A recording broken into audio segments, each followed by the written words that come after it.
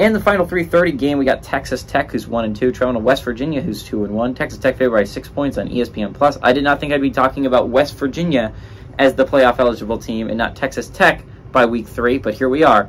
Tyler Show for Texas Tech has gone 65 of 105, thrown for 743 yards, 7 touchdowns to 4 interceptions. Taj Brooks had 36 carries for 263 yards and a touchdown. Jared Bradley's had 17 catches for 211 yards and 2 touchdowns. Garrett Green has actually been playing really well for the Mountaineers. He's gone 26 of 47, thrown for 402 yards, 4 touchdowns and 0 interceptions. CJ Donaldson Jr. on the ground has been a stud.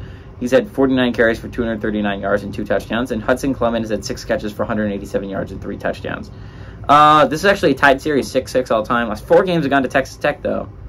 But West Virginia is better in one-possession games. They're 4-2 over Texas Tech. So, I think what's really interesting here is how good is Texas Tech? Because their 2 losses are 2 heartbreakers, right?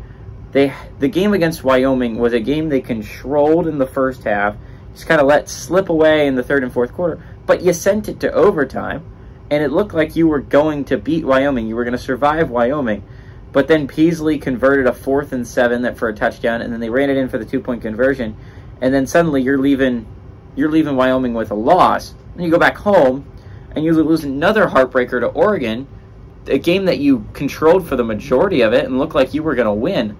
So, yeah, that's a rough loss. And then last week, you got an easy win over an FCS team. Now you're playing your first conference opponent for Texas Tech.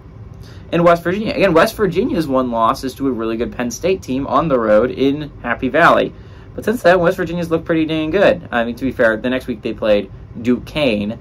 No one's saying that Duquesne's competing for anything in special this year. But last week was the important run, right? They played Pitt in the rivalry game. They renewed rivalry. The year before this, the Pitt-West Virginia rivalry was super close. Again, it was a close battle to the very end. And just, unfortunately for West Virginia, a pick 6 ended it for Pitt in overtime. And Pitt wins the game. And that's heartbreaking if you're a West Virginia fan, but you get revenge this year. You send Pitt to 1-2. You now sit at 2-1. And you're still a playoff eligible football team. But I don't know how much longer that lasts. Texas Tech is a good football team. They've just gotten rough with their luck, and they've played 2 good football teams. Oregon is a top 10 team right now, and Wyoming gave Texas a run for their money deep into the 4th quarter. Again, that was a tie game heading into the 4th quarter.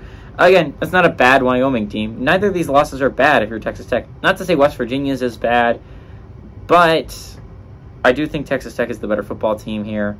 I'd be surprised, but I think I'd be happily surprised if West Virginia can do this, but I like Texas Tech on the road to win and cover the 6-point spread.